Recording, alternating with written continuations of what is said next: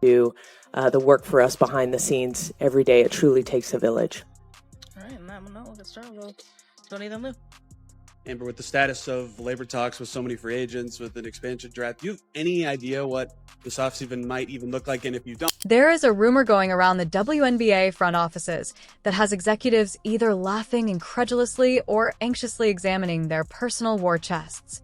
The story revolves around the Indiana Fever, a team that has seen a spectacular comeback and a scheme so audacious that it may either solidify their status as the league's next great dynasty or serve as a warning about ambition surpassing reality.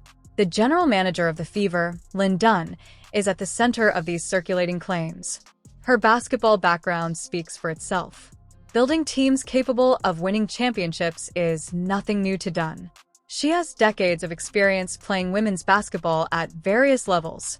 However, if there is any truth to the rumors, her plans for 2026 would surpass all of her previous achievements.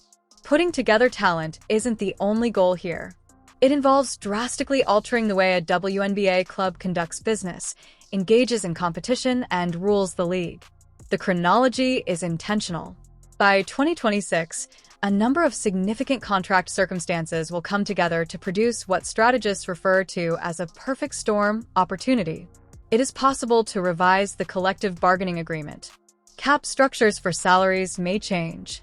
Most significantly, an extension that might break all financial records in women's professional sports will be available to Caitlin Clark, the generational talent who has already revolutionized the league's prominence. However, in order to comprehend the significance of this purported strategy, we must first look at the WNBA's current situation and the reasons why Indiana is in such a unique position.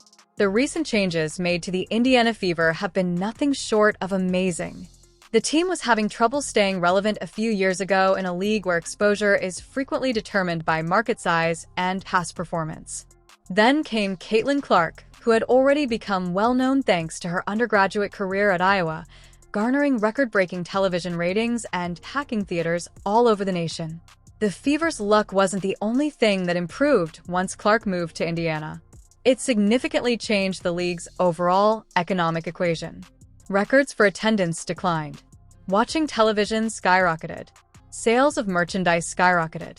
All of a sudden, the WNBA had a well-known figure whose popularity went beyond traditional basketball fans, attracting families, casual sports enthusiasts, and even those who had never seen women's basketball before.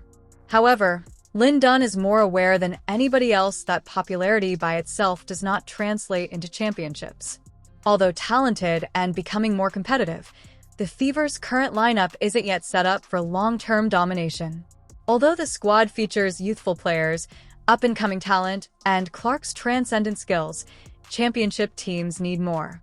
They need defensive tenacity, senior leadership, complementary skill sets, and, above all, the courage to make risky investments and harsh choices. The alleged 2026 plan becomes really interesting at this point. Dunn is reportedly aiming for something much more aggressive, a coordinated multiplayer acquisition strategy that would provide an instant and overwhelming competitive advantage, as opposed to WNBA franchises' traditional approach of gradually expanding through the draft and small free agency moves. Caitlin Clark is at the center of every conversation about the Fever's future. She will have played out the majority of her rookie contract by 2026, at which point she will be qualified for an extension under WNBA regulations. The stats start to get really startling at this point. The current maximum contract amount for the WNBA is about $250,000, a number that has long been criticized for grossly undervaluing the best players in the game, particularly in comparison to their male NBA counterparts. According to insiders, however, Clark's influence on the league has been so significant that her extension may be beyond these conventional limits. The figures that are whispered are quite startling. Clark's new contract, according to some, would approach or even surpass $500,000 per season, thereby tripling the current maximum wage structure.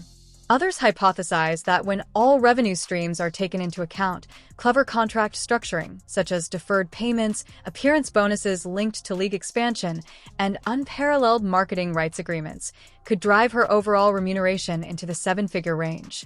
Why would the Fever be prepared to spend such enormous sums of money? Simple economics is the solution.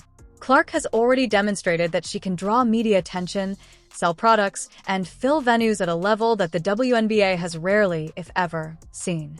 Her contributions to the franchise go much beyond her on-court work. An entire commercial operation can be centered around her, and she is a cultural icon and marketing phenomenon. This is where the plan starts to get really interesting, though.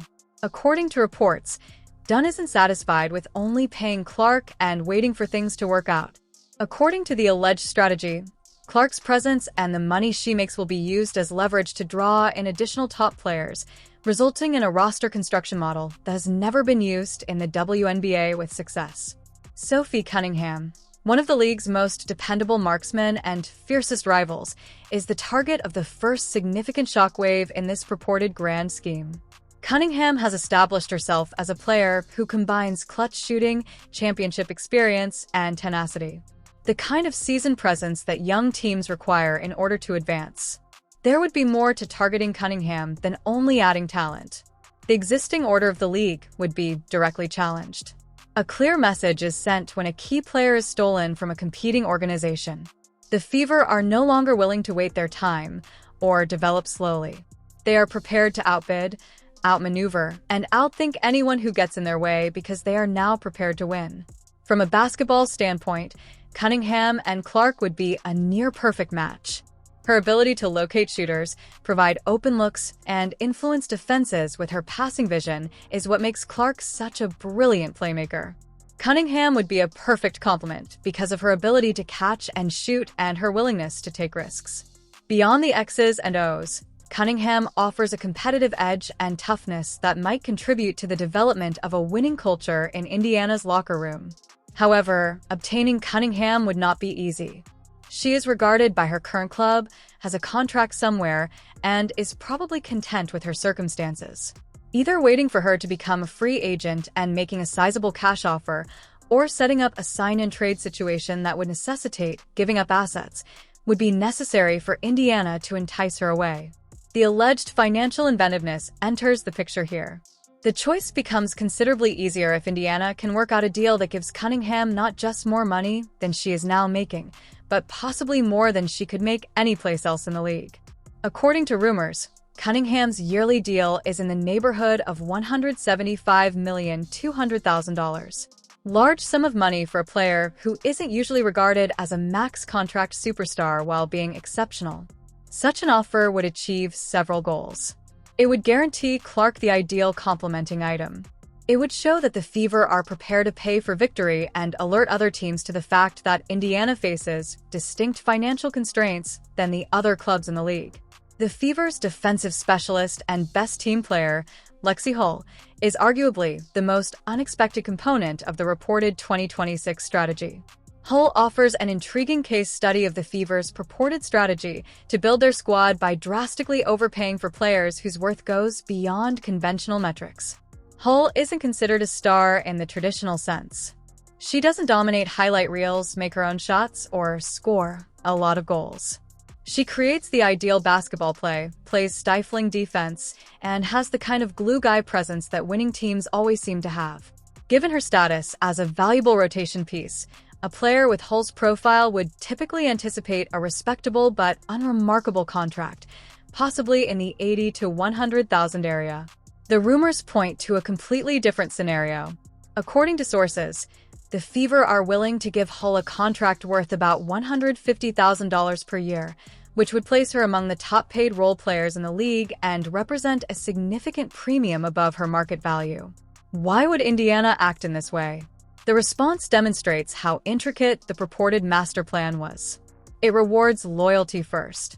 Hull has remained with the team, and retaining homegrown talent spreads good vibes around the league and the roster. Second, when the roster includes a number of players with offensive inclinations, it guarantees a defensive identity that will be essential. Third, and perhaps most significantly, it shows that winning contributions are valued by the Fever regardless of how they appear in the box score. This tactic also has a more calculated component. The Fever would provide roster stability and remove one possible future negotiation by generously and early locking up Hull. Having a clear understanding of your core pieces gives you significant strategic benefits in a league where roster places are limited and every choice counts. However, if the whole contract turns out to be as rumored, it would also have another function. It would serve as a reminder to other league players that Indiana looks out for its own.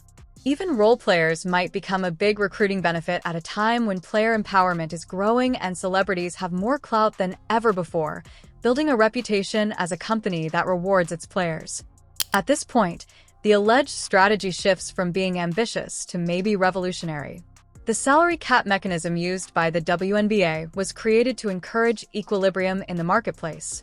The cap was set at about $1.46 million per team for the 2024 to 2034 season. How could the Fever possibly afford to give Clark $500,000 given such limitations? Hull $150,000 and Cunningham $175,000, leaving the remaining spots on the squad occupied by capable players.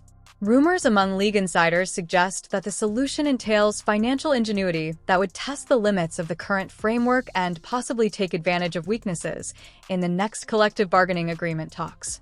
Using Clark's marketability to obtain big endorsement deals that are officially related to the organization rather than specific players is one suspected strategy.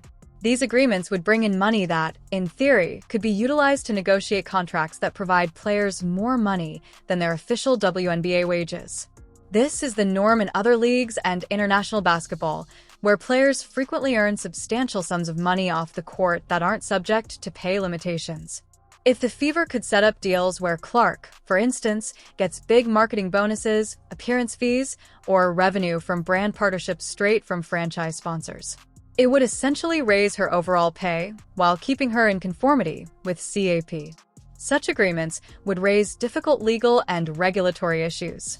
Any structure that appeared intended to get around cap constraints would require WNBA approval. However, it may establish a new standard for how clubs pay their stars if Indiana's legal and financial teams could create something that accomplishes the intended result while officially adhering to the current regulations. Using deferred payments and innovative contract arrangements that reduce present cap impacts while guaranteeing future compensation is an additional option.